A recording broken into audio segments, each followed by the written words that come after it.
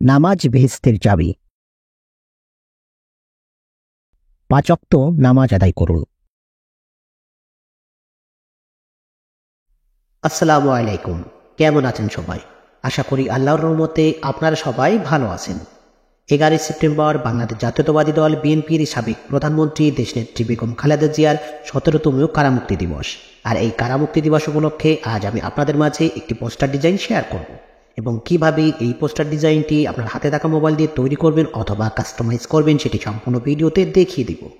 আপনি যদি আমার চ্যানেলের নতুন দর্শক হয়ে থাকেন অবশ্যই চ্যানেলটি সাবস্ক্রাইব করবেন এবং পাশে থাকা বেল বাটনে ক্লিক করে নোটিফিকেশন অন করে দিবেন। ভিডিওতে কিছু সময় পর পর একটি করে সর্বমোট 4টি পাসওয়ার্ড দেখানো হবে। সম্পূর্ণ ভিডিও দেখে পাসওয়ার্ড সংগ্রহ করুন। তো চলুন শুরু করা যাক।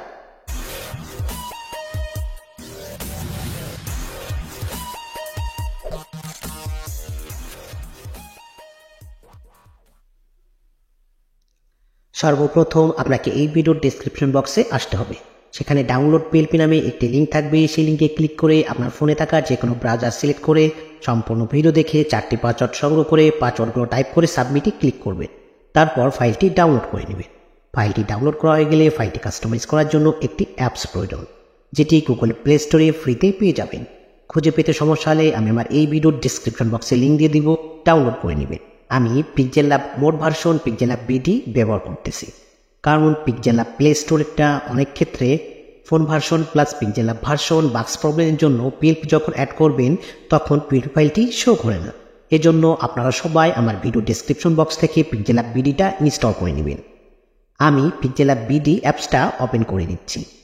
পিক্সেল ল্যাব অ্যাপস ওপেন করার পর এই ধরনের একটি ইন্টারফেস আসবে। সর্বপ্রথম আপনাকে এই টেক্সটটা ডিলিট করার জন্য টেক্সটটা সিলেক্ট থাকা অবস্থায় উপরে ডিলিট অপশনে ক্লিক করে ওকেতে প্রেস করে দিবেন, তাহলে টেক্সটটা ডিলিট হয়ে যাবে। এবার আপনার পিএলপি ফাইলটি অ্যাড করার জন্য উপরে 3 ডট মেনুতে ক্লিক করুন। এবার নিচে দেখুন ওপেন ডট পিএলপি ফাইল, এইখানে একটি ক্লিক করুন। এবার সবার উপরে দেখুন ডট পিএলপি নামে একটি আইকন, এখানে ক্লিক করুন। আপনি যদি পিএলপি ফাইলটি ক্রোম ব্রাউজার দিয়ে ডাউনলোড ফোল্ডারে সেভ দিয়ে থাকেন তাহলে পিএলপি ফাইলটি এইখানে শো হবে। আর আপনি যদি পিএলপি ফাইলটি অন্য কোনো ব্রাউজার দিয়ে অন্য কোনো ফোল্ডারে সেভ দিয়ে থাকেন তাহলে পিএলপি ফাইলটি অ্যাড করার জন্য উপরের অ্যারোতে ক্লিক করুন। এবার ফোল্ডারটি সিলেক্ট করুন। ফোল্ডারটি সিলেক্ট করার পর ফাইলটি খুঁজে ফেলে ফাইল একটি ক্লিক, ওপেন অ্যান্ড অ্যাড এইখানে একটি ক্লিক করুন, ওকেতে প্রেস করুন। এবার ফাইলটি কিছুক্ষণ লোড নেওয়ার পর আপনি ব্যাকে আসুন। আপনার ডিজাইনটি পিক্সেল ল্যাব অ্যাপসে শো করবে। আমি এই ডিজাইনে যে লেয়ারগুলো ব্যবহার করছি প্রত্যেকটি লেয়ার দেখার জন্য লেয়ার অপশনে ক্লিক করুন। এই ডিজাইনে ব্যবহারকৃত প্রত্যেকটি লেয়ার আমি লক করে রাখছি। আপনি চাইলেই সহজে যে কোনো লেয়ার আনলক করে নিয়ে কাস্টমাইজ করে নিতে পারবেন। সর্বপ্রথম আমি আপনাকে এইখানে এই 3 জন নেতার ছবি পরিবর্তন করে দেখাবো। এর জন্য লেয়ার অপশনে আসতে হবে। এবার নেতাদের ছবি খুঁজে ডিলিট করতে হবে।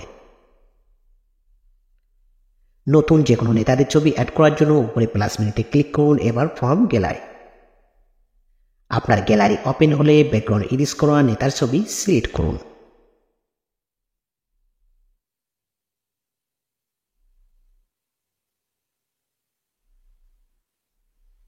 ওকেতে প্রেস করুন। এবার ছবিটি রিসাইজ করে এই শেপে বসিয়ে দিন।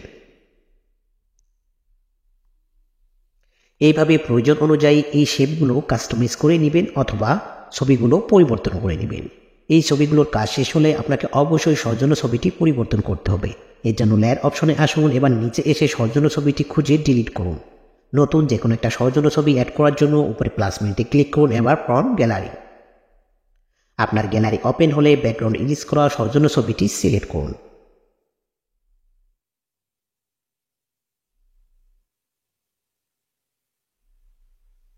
ওকেতে প্রেস করুন। এবার সৌজন্য ছবিটি রিসাইজ করে এইখানে বসিয়ে দিন।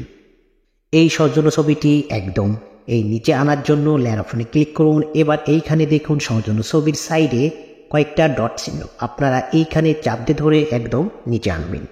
এইভাবেই ওই লেয়ারের নিচে এনে এটি সুন্দরভাবে কাস্টমাইজ করে বসিয়ে দিবেন। সৌজন্য ছবির কাজ শেষ হলে আপনাকে অবশ্যই সৌজন্য নামটা পরিবর্তন করতে হবে। এর জন্য লেয়ার অপশনে আসুন, সৌজন্য নামটা খুঁজে লক থাকলে আনলক করুন। সাইডে দেখুন পেন আইকন, এখানে একটি ক্লিক করুন। আবার একটি পেন আইকন আসলে এখানে ক্লিক করবেন।